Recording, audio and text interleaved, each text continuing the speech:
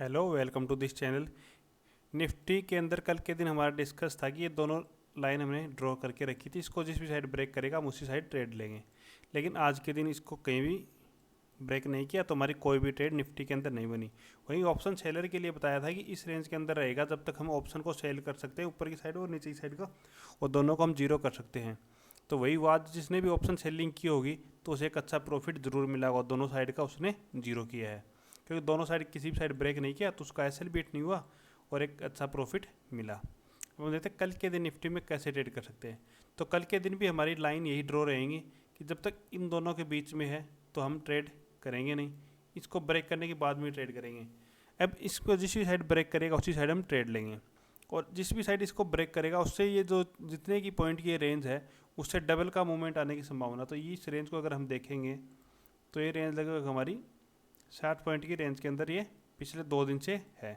तो अगर इसका डबल करें तो 120 पॉइंट का मूवमेंट आने की संभावना है। अप साइड में आया या डाउन साइड में इतना मूवमेंट आ सकता है।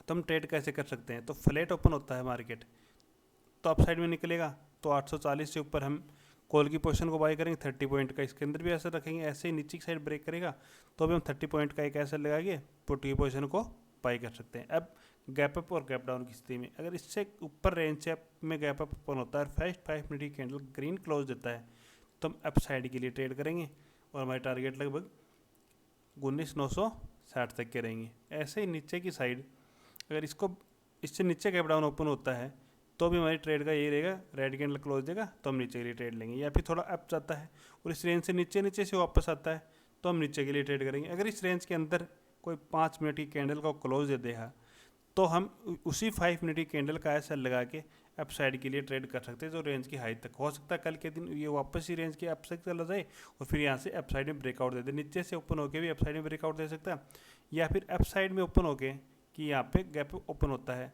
और इसके अंदर एक 5 मिनट की कैंडल क्लोज दे दे तो हम नीचे के लिए ट्रेड ले सकते हैं, जिसके टारगेट हमारे फर्स्ट टारगेट यहाँ तक की रहेगा। इसको भी ब्रेक करेगा तो फिर हमारे टारगेट लगभग 100 पॉइंट तक के रहेंगे, जो 720 के आसपास तक आएगा।